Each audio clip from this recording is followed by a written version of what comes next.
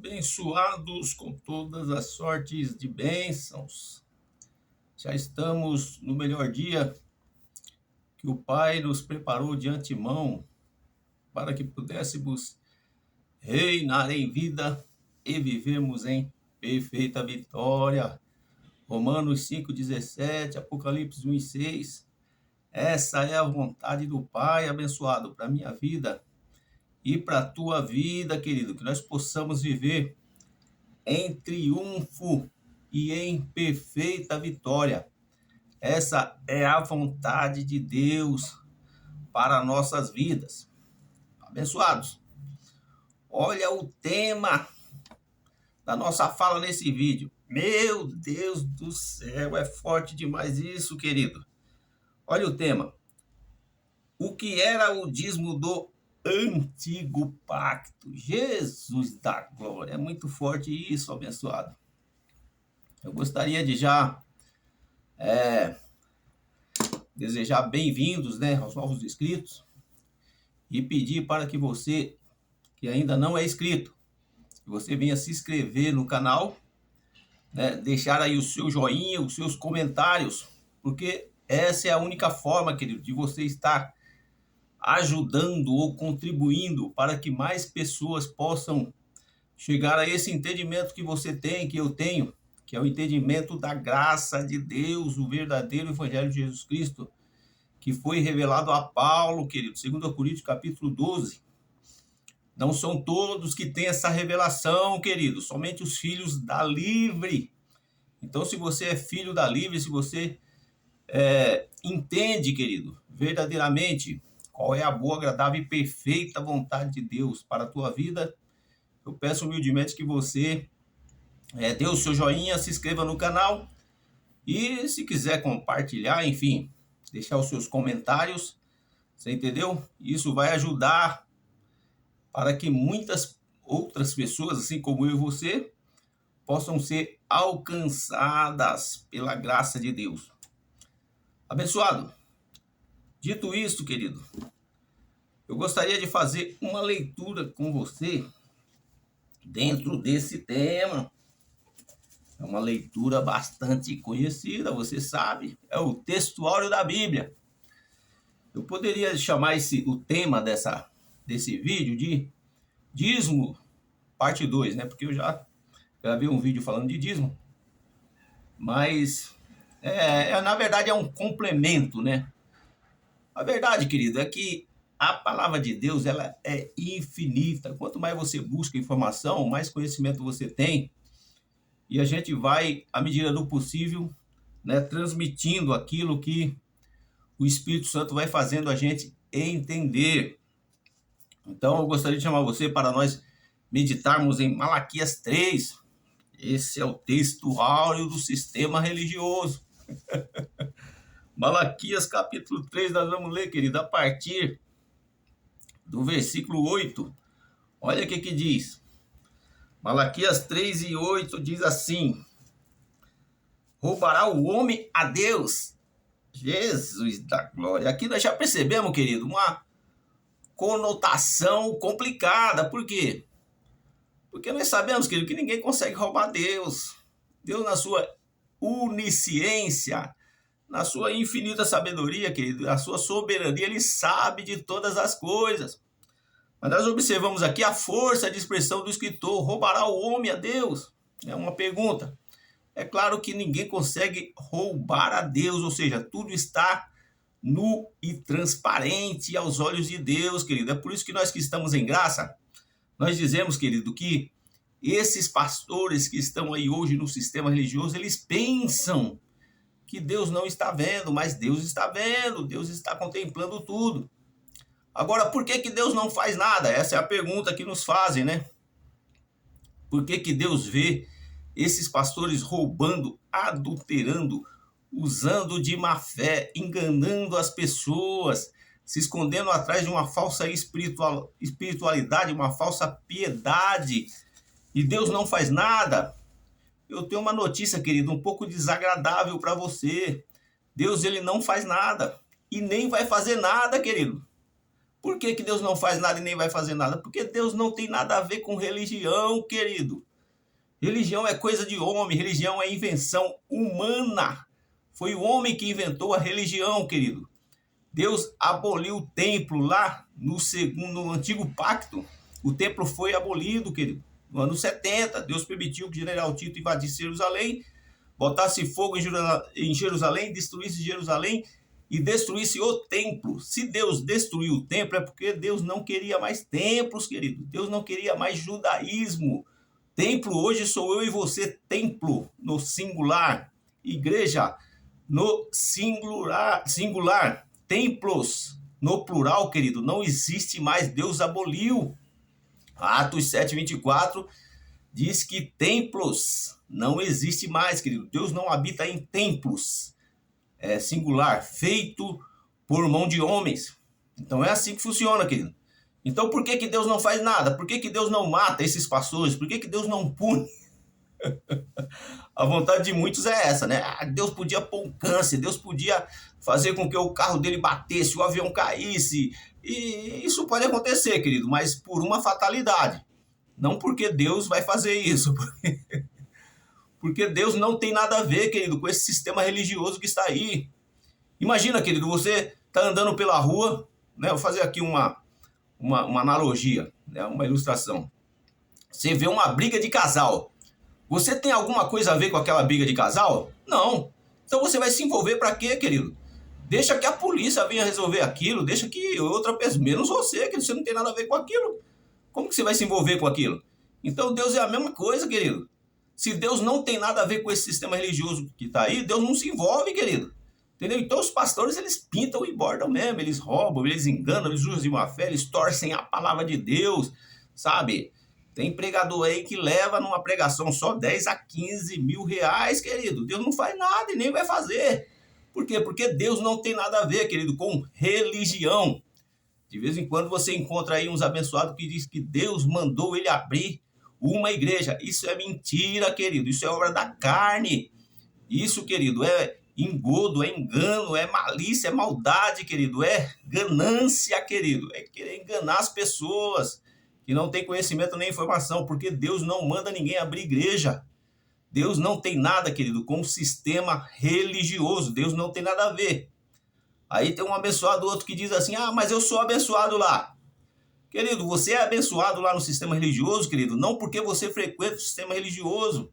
Você é abençoado lá, querido, porque Deus abençoa todo mundo, querido. Deus abençoa o evangélico, Deus abençoa o espírita, Deus abençoa o católico, o muçulmano, os judeus, todos.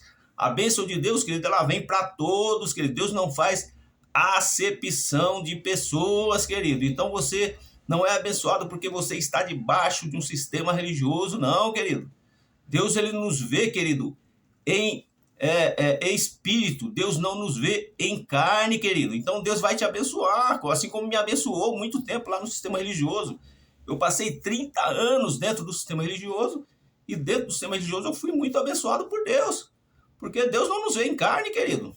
Deus nos vê em espírito.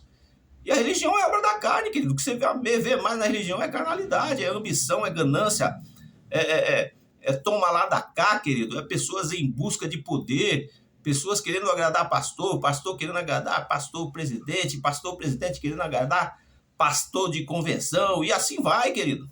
É uma busca pelo ego, é o que você vê na religião.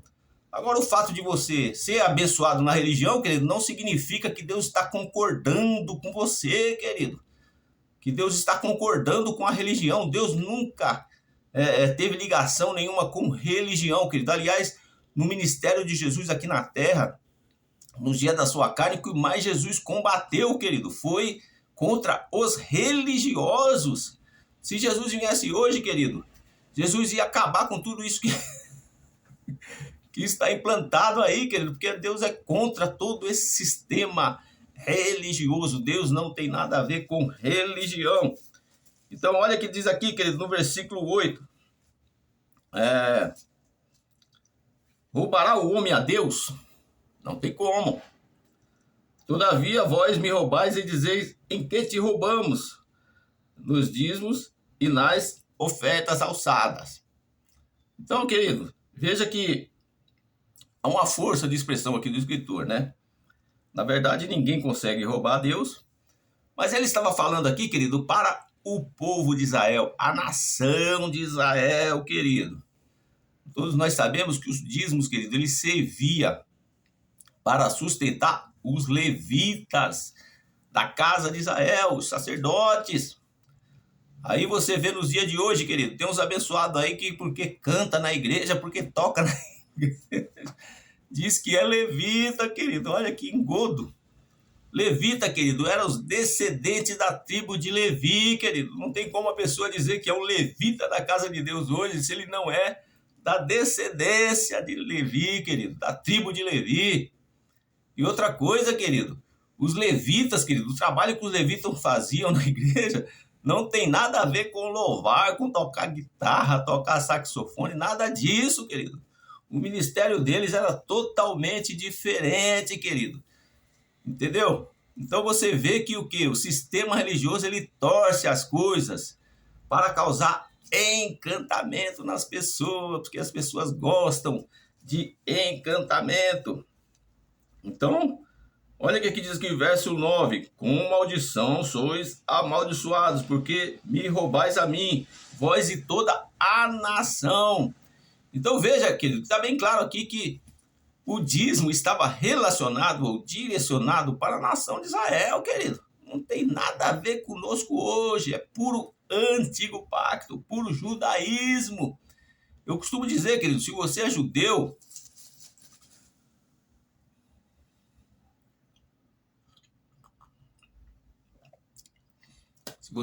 você pode até pagar dízimo, porque dízimo é judaísmo. Mas você não é judeu. Você é um gentil remanescente, querido. Eu e você somos gentios remanescentes. Não tem nada a ver com judaísmo, querido. Então, dízimo era aplicado para o povo judeu, para a nação de Israel, querido. Aliás, todas as ordenanças da lei, querido, todo o judaísmo, todos os rudimentos judaicos, querido, era direcionado à nação de Israel. No novo pacto, querido, tudo foi abolido na cruz, querido. João 19:30, quando Jesus ele abriu os braços na cruz do Calvário, querido, ele diz: Pai, a ti entrego o meu espírito, tudo está consumado. Ou seja, a lei foi consumada, foi parada, foi bloqueada. Você entendeu? Na cruz, não existe mais lei depois da cruz, querido.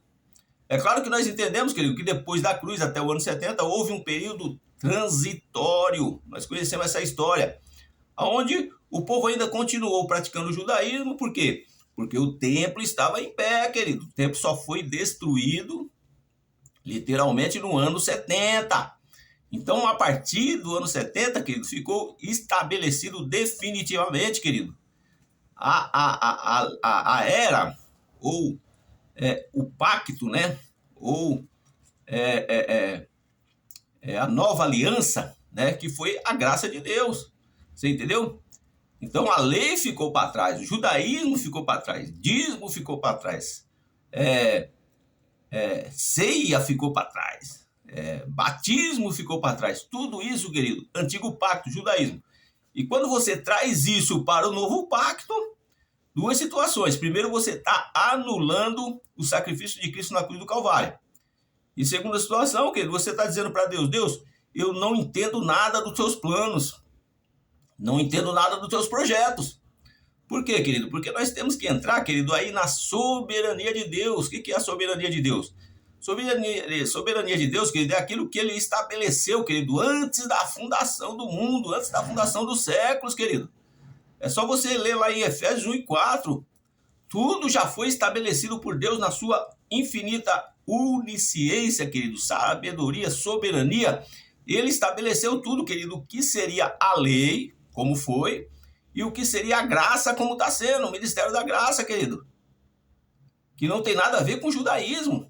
Então, se você traz o judaísmo para o pacto da graça hoje, querido, o que você está fazendo? Você está fazendo uma contradição, você está sendo contraditório, você está trazendo pano velho, ou seja, remendo velho em pano novo, vinho velho em odre novo. Não dá certo, querido. É o que a gente vê no sistema religioso aí. uma confusão terrível, querido, no sistema religioso, sabe? Cada um diz que é dono da verdade, cada um diz que Deus está com ele, dizendo que é profeta, dizendo que é pastor, e sendo que tudo isso aí foi abolido na cruz, querido. Não existe mais profeta no novo pacto, abençoado. Os profetas foram até João. Não existe pastor, não existe presbítero, não existe diácono, querido. No novo pacto, não.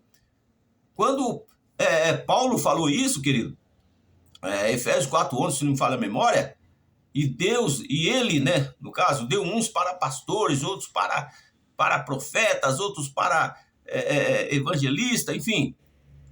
Paulo estava falando, querido, que ele quem? Ele, Jesus de Nazaré, querido. Ele não, e outra coisa, Paulo estava falando de dons, não estava falando de cargos. Então Deus deu dons, né? Levantou homens com essa capacidade, né? Porque nós acreditamos que dons ele existe, né? Essa capacidade de pastorear, de ministrar, de ser doutor na palavra, isso existe. É um dom que Deus dá para a pessoa, mas Deus deu esse dom, querido, para aquele contexto, para aquele pacto, antes da cruz, para preparar o povo para o fim do mundo, ou seja, para o fim dos tempos que estava próximo para acontecer. Foi para isso. É para aquele contexto, não para os dias de hoje. Aí o sistema religioso pega e traz para os dias de hoje. Para os dias de hoje, tudo isso aí, né? E levanta pastor, levanta presbítero, diácono, evangelista, missionária, e aí vai. Só que Deus não tem nada a ver com isso, querido.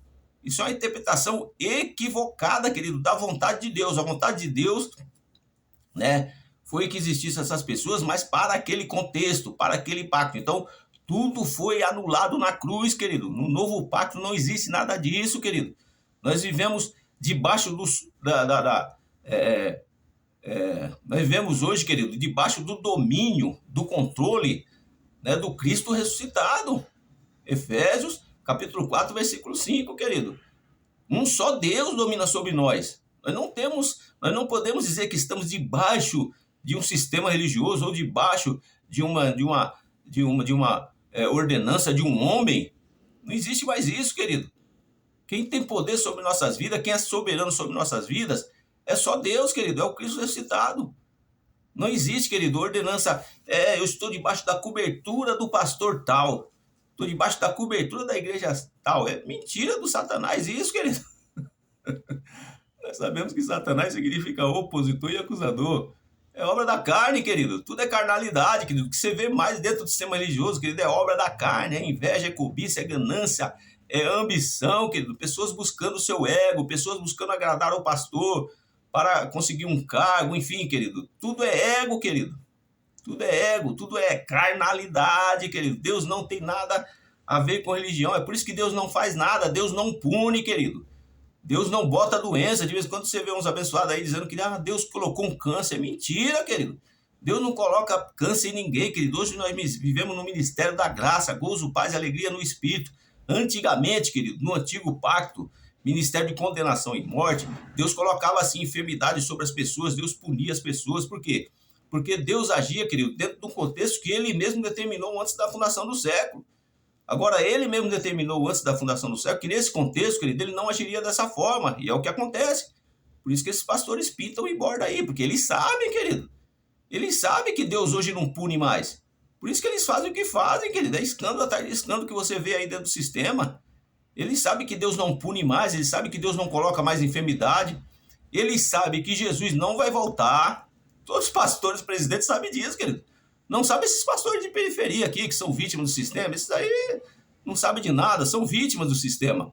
Mas pastor, presidente, querido, esses evangelistas aí, empregador itinerante que ganha dinheiro igual água, esses camaradas sabem, querido, que diabo não existe. Volta de Jesus já aconteceu. Inferno literal, que o sistema religioso prega, esse inferno mitológico, não existe também, querido. Entendeu? Então, por isso que eles pintam e bordam, eles têm essa certeza. Agora, lógico, os incautos, né, os que não têm conhecimento e informação, acreditam no que eles falam.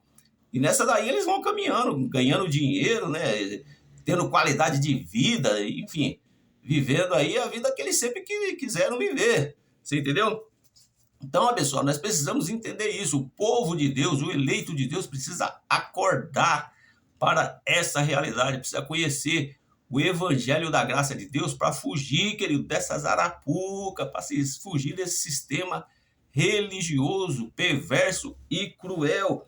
Olha o que diz aqui, versículo 9. Com maldição sois amaldiçoados, porque me roubais a mim, vós toda a nação de Israel, não é o Brasil abençoado.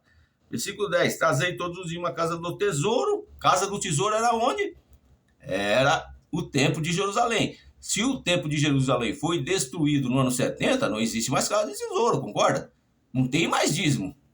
É lógico, o sistema religioso criou, né, os templos hoje, né, os templos, né, e a Bíblia diz em Atos 7:24 que Deus não habita em templos, Deus não habita. Então eles criaram para quê? Para continuar esse sistema de arrecadação do dízimo. Por quê? Porque gera receita, gera qualidade de vida para os pastores, né?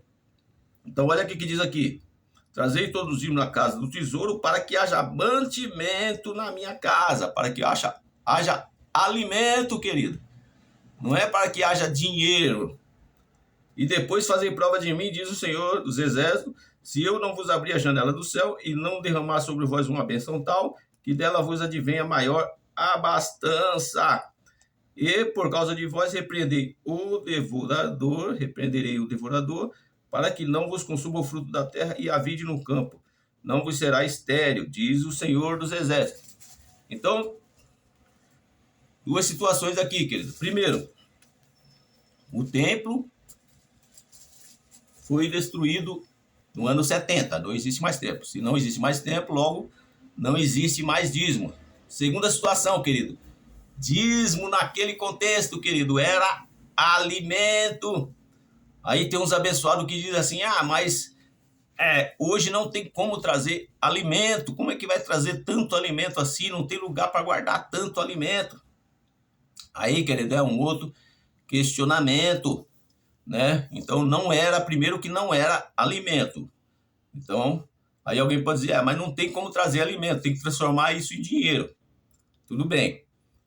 Então, duas situações. Primeiro, naquele contexto, já vi muito abençoado dizer que não tinha dinheiro naquele contexto. Lógico que tinha.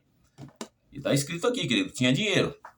Mas a questão era que para manter o templo precisava de alimento, não precisava de dinheiro.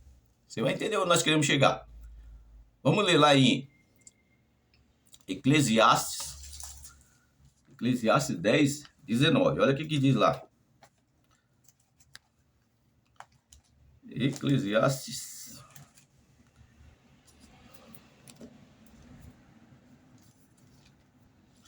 10:19. Olha o que diz.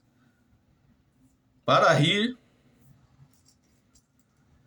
se fazem convites, e o vinho alegra a vida, e por tudo o dinheiro responde. Então, no Antigo Pacto existia dinheiro. Mas não tinha dinheiro. Acho que tinha dinheiro. Está escrito aqui que havia dinheiro naquele tempo.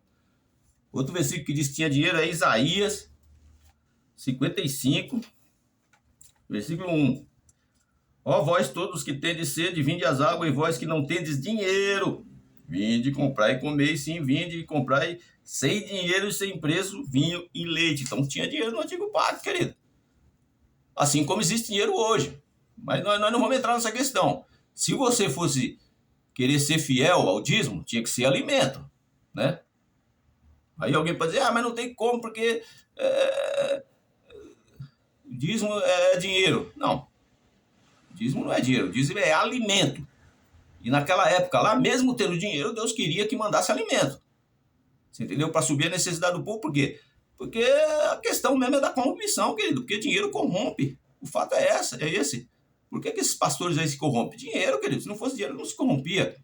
Então, já que você quer seguir a lei, você quer seguir o que está escrito na Torá, então você tem que trazer alimento para a igreja, não dízimo, não dinheiro. Porque onde tem dinheiro tem manipulação. As pessoas torcem, as pessoas usam de má fé. Vamos ler outro versículo aqui que fala de dinheiro. Eclesiastes 10:19, Isaías 55, Mateus 23. Não, acho que só são esses dois versículos. Mas vamos ler Mateus 23. Olha o que diz lá em Mateus 23:23. Você vai entender aonde nós queremos chegar. Mateus 23:23. Então, dízimo, querido, na verdade era alimento, não tem nada a ver com dinheiro.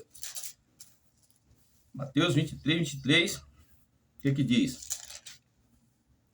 Ai de vós, escriba, fariseu, hipócritas, pois que dais o dízimo da hortelã, do endro, do cominho, e desprezais o mais importante da lei, o juízo, a misericórdia e a fé. Deveis, porém, fazer estas coisas e não omitir as outras. Isso aqui era o que, querido? Alimento.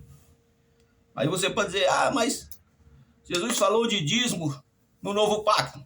Querido, se você for ler Mateus, Marcos, Lucas e João, ainda é antigo pacto, ainda é lei. Porque enquanto o testador está vivo, querido, a lei, ela é antiga. Você entendeu?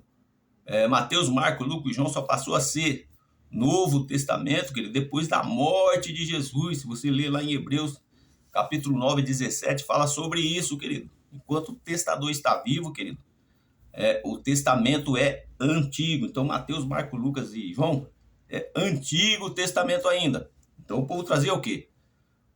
Os alimentos, né? Cominho, o endro, né? Enfim, as especiárias, né? Tudo isso aí era alimento, não era dinheiro. Mas vamos entender, querido, a gente tem que entender as coisas. Vamos entender que hoje é complicado, né? Imagina você trazer uma carreta de alimento, né? Tem crente aí que o dízimo dele é alto. Ele tem que contratar um caminhão para trás, não tem lugar para colocar tudo isso, tem que ser dinheiro mesmo. Aí nós entramos na questão, querido, da administração. Você entendeu? Então, primeiro, não deveria ter dízimo. Não deveria. Né? Aí alguém pode dizer, mas como que a gente vai pagar água, luz, telefone, manter uma pessoa para limpar? Meu amigo, pega 30, 40, 50 pessoas aí, cada um dá 30, cada um dá 20 reais, 10 reais, entendeu? Supre aquela necessidade, entendeu? Os irmãos eles têm união para isso, entendeu? Paga a luz, paga o telefone, né? E o que sobrar, querido, não é para ir para o bolso do pastor. O que sobrar é para atender a necessidade ali da igreja, né? Agora, vamos dizer, querido, que Deus não é a favor disso, né? Dízimo, não era para ter, né? Aliás, não era para ter nem templo, né? Deus aboliu o templo. Mas vamos entender que, né, o templo está aí, precisa de uma manutenção, né? Então, o que tem que fazer? Precisa do dinheiro. Mas esse dinheiro, querido, tem que haver uma transparência, sabe? Uma igreja de 1.000 membros, né? Eu já disse isso em outros vídeos, que entra lá, um exemplo, 100 mil reais, sabe? Usou-se 50 mil para manutenção da igreja. Para onde foi esse outro 50 mil? Sabe? Então é por isso que Deus, querido, ele aboliu os templos, né? Deus é a favor do templo. Eu e você somos templo no singular. Templos no plural, Deus aboliu por causa disso, por causa da ganância do homem, querido. Aonde tem dinheiro, querido, tem ganância, tem corrupção, tem engano, tem pessoas buscando qualidade de vida em cima disso, querido. E os incautos, né, que não tem conhecimento e informação, né, acreditam, né, nessa palavra do antigo pacto que não serve mais para nós hoje, acabam sendo fiéis no dízimos e oferta. Isso só dá qualidade de vida para pastor, querido. Somente isso. Você entendeu? Aí eles fazem aí uma meia dúzia de obra social, né, para dizer que está fazendo alguma coisa, mas na verdade que eles estão lucrando muito em cima, querido, do dinheiro dos dizimistas. É assim que funciona, querido. Então o dízimo, querido, foi abolido na cruz. Templo foi abolido na cruz. Mas vamos, entre aspas, concordar que precisa, né? O templo precisa de manutenção, né? E fica difícil hoje trazer dízimo como alimento, né? Então tem que ser em dinheiro, mas que seja em dinheiro, mas tem que haver uma transparência sobre isso. Tem que haver uma boa administração sobre isso, né? Porque senão, querido, o que está acontecendo é isso, querido. Pastores se dando bem em cima das pessoas sem conhecimento e sem informação, em cima dos incautos abençoados. Então o sistema religioso funciona dessa forma, querido. O sistema religioso, querido, ele é podre. O sistema religioso é corrupção, querido. São homens fraudulentos. E eles andam com segurança, eles fazem com segurança, não andam com segurança profissional, mas assim, eles têm segurança do que eles estão fazendo, querido. Eles têm ciência do que eles estão fazendo. Por quê? Porque eles sabem, querido, que Jesus não vai voltar para punir eles. Eles sabem disso. Eles sabem, querido, que Diabo não existe, diabo é natureza humana, eles são os diabos, né? Eles são os demônios, estão usando essa natureza humana, a ganância, a ambição, usando de má fé com as pessoas. Eles sabem, querido, que inferno não existe, literal não. Inferno, querido, foi lá na época de Jesus, né? Era o lixão que havia em Jerusalém, todos nós sabemos disso, onde se jogava animais mortos, né? Pessoas, criminosos mortos na época, entendeu? Então Jesus usou aquele inferno, né? Aquele inferno, mas não era literal, querido. Não quer dizer que vai existir um fogo do inferno no futuro, onde as pessoas vão ser lançadas. Isso aí é tudo engodo, é tudo mentira da religião, querido. Naquele contexto existia o Sheol, Siena, né? Existia o lugar dos mortos, né? Havia esse lixão em volta de Jerusalém que se chamava, que Jesus usou essa expressão inferno, né? Porque na verdade o inferno, querido, significa sepultura, abençoado. Eu e você, todos nós, quando nós morremos, querido, o nosso espírito vai ser tirado dessa carne e nós vamos para onde?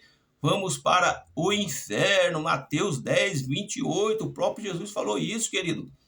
O corpo e a alma vai para o inferno. O espírito volta para Deus. Por que inferno? Porque inferno é sepultura, é lugar de morto. Agora, esse inferno literal que o sistema religioso inventou, inferno de fogo ardente, querido, isso não existe. Isso é obra do sistema religioso para prender as pessoas. É engodo, é enganação, é encantamento.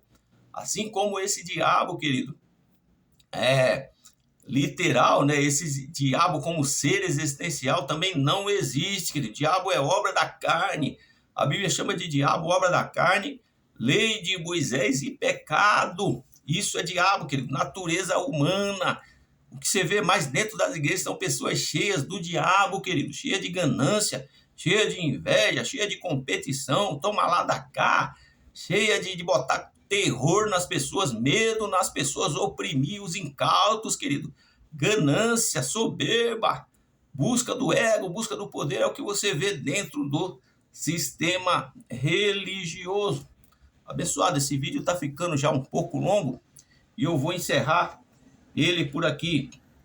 Mas o fato é, querido, que dízimo é a espinha dorsal do sistema religioso. E é preciso, querido, que eu e você tenhamos os nossos olhos abertos e iluminados para que possamos fugir desse sistema cruel, corrupto e terrível que se chama sistema religioso. Que Deus possa abençoar a sua vida, querido, que você tenha um dia abençoado na presença de Deus.